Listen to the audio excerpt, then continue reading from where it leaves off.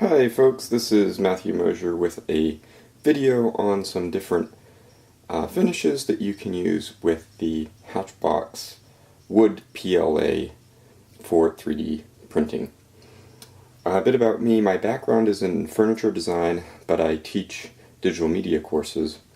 So 3D printing for me is a really interesting area to work with because it combines digital media and processes from traditional object making, but because of my background, I'm very interested in the finished quality of materials that you get from a 3D printer.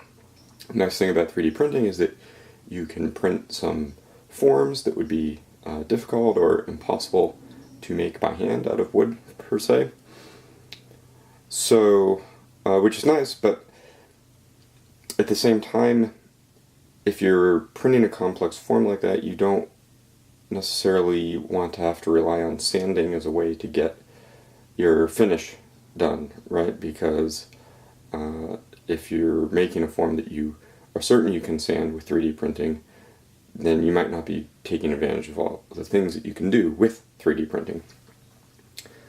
So I wanted to do some tests to see if there was a finish that I could come up with that I thought would be nice enough and wood-like enough for the wood PLA without needing to sand all of it, right? So I've got 4 little sets here, and I'll walk through what each of them is. In terms of the materials, again, I'm using the Hatchbox wood PLA. I don't know if these will work the same on other wood PLAs. I know different companies use a different percentage of actual wood in their PLA, and the base color, like that beige color of the PLA, might be different from brand to brand, so take that with a grain of salt.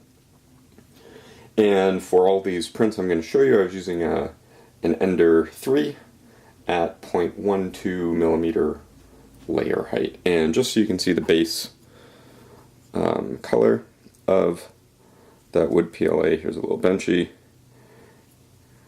Right, so it's just kind of a bland beige, and I wasn't really keen on that color as it comes out of the machine so much, so I wanted to try different stains. I didn't have a lot of stains in my finished collection, so I went out and got some just for this, and based on a little research on the internet, I tried a regular Minwax stain, a Minwax polyshades, and a Minwax gel stain. And I can show you those.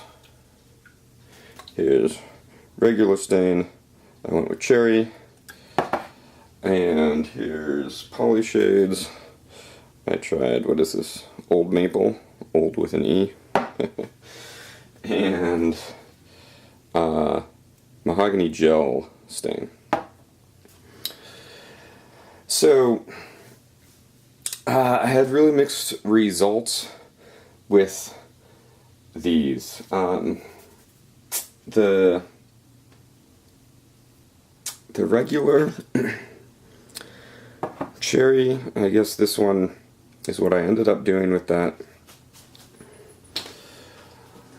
The stain itself didn't stick on really well, right? I had to do multiple coats with the stain, and then I found when I went to poly it afterwards, the poly actually lifted the stain off of the object. So let me see here. Here's some other examples on the left side of that.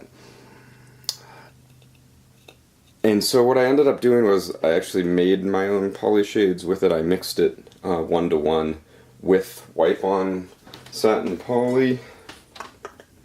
This stuff. I'm not a really big fan of gloss finishes, so satin's about as glossy as I get. And that's what this is. And it's kind of I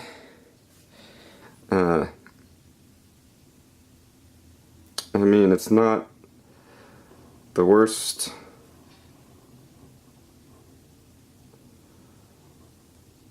finish I've ever seen, but it's not great. It's I don't really like the color, and it's got these kind of chunks in it. So what else? So I'm not convinced on this guy. Alright, let's get rid of that. Polyshades is actually pretty decent. That's this one. And it's 3 coats. The other one, that guy, was 3 coats of the mix too. It's a little glossy for me, right? And maybe I could do a final clear coat with a matte finish or something on that. But it's okay. The color's a little better. I ended up using that on one of these guys too.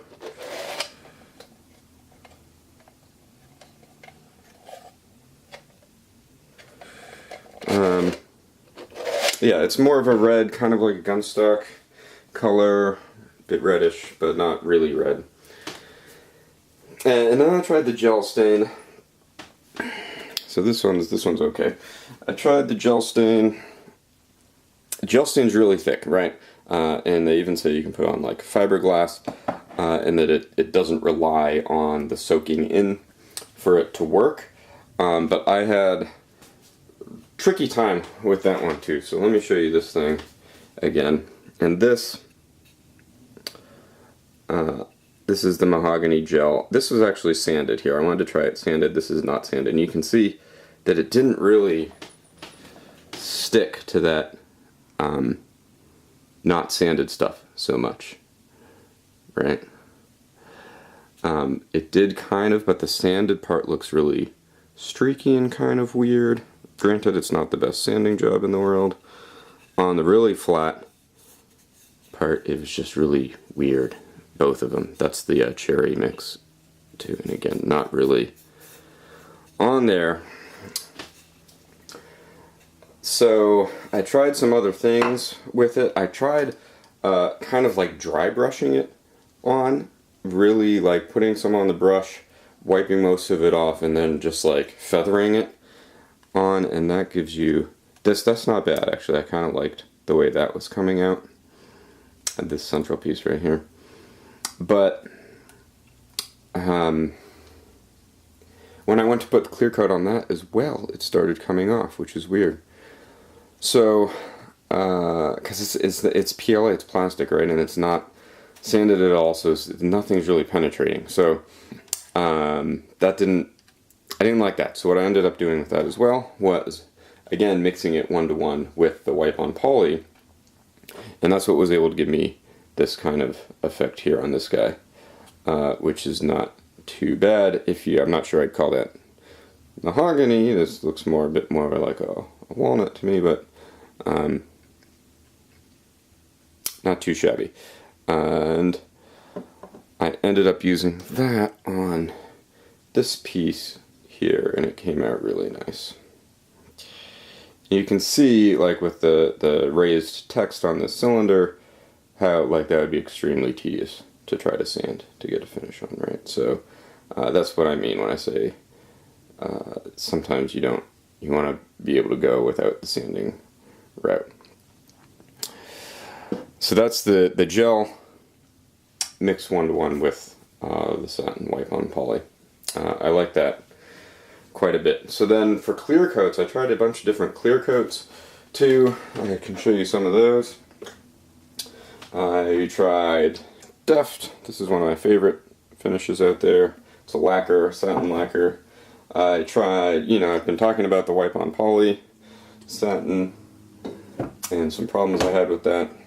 Tried Watco, Danish oil, and paste wax.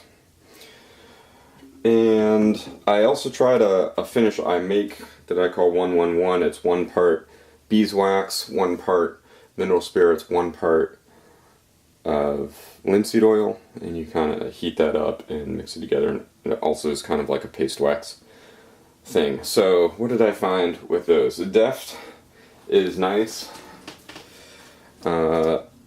It's got that satin, and I only have very small samples to show you here.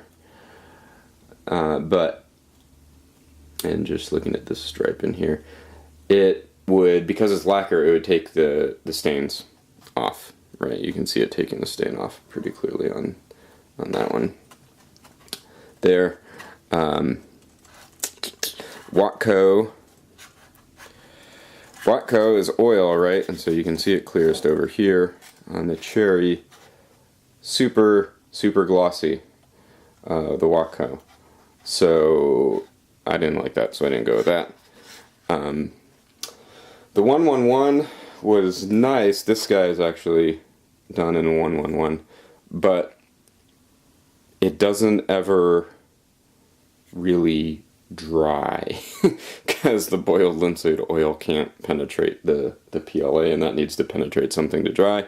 So it's great for wood, it's great for metal, but it's not so great for plastic, I found. So what was I left with then? The poly, which is fine, I guess, or the paste wax. And I'm kind of a fan of wax finishes, but again, you look at something like this and you're like, how would you paste wax that? How would you ever buff it out? It would get stuck in all the letters and be like a gross mess. So what I ended up doing was taking that and also in a 1-to-1 solution, mixing it with mineral spirits, thins it out, right? So it becomes really kind of like a liquid that you can brush on pretty easily. And if you're fast with that, it won't affect the stains, particularly because with this the gel and the polyshades, right, both of these are mixed with polyurethane. The polyshades comes pre-mixed, the gel stain I mixed with the polyurethane.